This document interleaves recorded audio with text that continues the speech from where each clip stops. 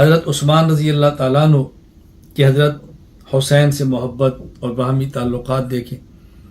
حضرت حافظ عماد الدین ابو الفدا اسماعیل ابن کثیر الدمشقی رحمہ اللہ وفات 774 ہجری البدایہ والنہایہ میں لکھتے ہیں کان صدیق یکرمہ و یعظمہ وکذالک عمر و عثمان. جس طرح ابو بکر صدیق رضی اللہ تعالیٰ عنہ حضرت حسین کی عزت کرتے، اکرام کرتے، اسی طرح عمر اور اس طرح عثمان رضی اللہ تعالیٰ عنہما بھی ان کی تعظیم کرتے اور ان کا اکرام فرماتے.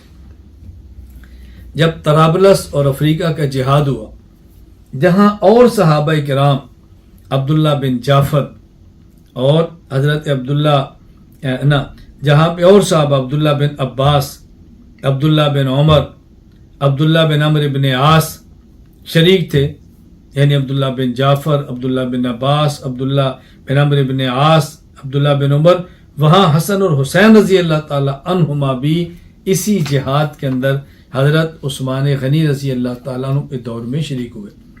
امام عبد الرحمن بن محمد ابن خلدون رحمہ اللہ وفات 808 ہجری تاریخ ابن خلدون میں یہ بات لکھتے ہیں ثم ابن ابی سرح استأذن عثمان فی ذالک واستمدہ فاستشار عثمان الصحابہ فاشاروا به فجهز الاساکر من المدینہ وفیہم جماعت من الصحابہ منہم ابن عباس وابن عمر وابن عمرو بن عاص وابن جعفر والحسن والحسین رضی اللہ تعالی عنہما.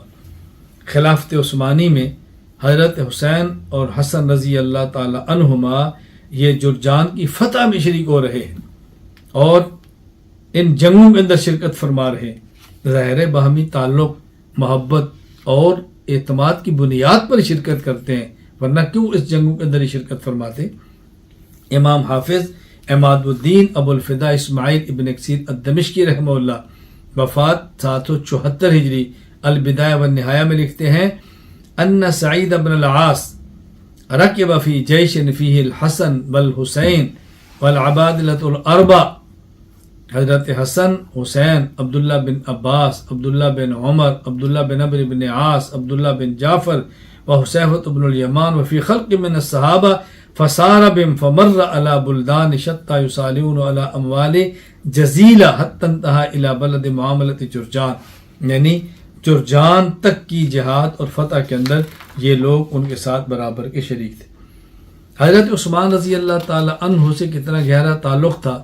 جب آپ کو آخری عمر میں گھر میں بند کر دیا گیا، بلوائیوں نے گھیر لیا، اپنا پانی ان کے اوپر بند کیا، حضرت علی رضی اللہ تعالی عنہ نے اپنے لخت جگر حسین، اپنے لخت جگر حسنین کریمین کو فرمایا کہ تم دونوں نے عثمان کا پہرا دینا ہے اور دیکھنا، کوتاہی نہ کرنا. امام عبد الرحمن بن ابو بکر جلال الدین سیوطی رحمہ اللہ وفات 911 ہجری تاریخ الخلفاء السیوطی میں لکھتے ہیں قال الحسن والحسین اذهبا بسیفکما حتی تقوما علی باب عثمان فلا تدعا احدا یصل الیہ. عثمان تک کسی کو پہنچنے نہ دینا.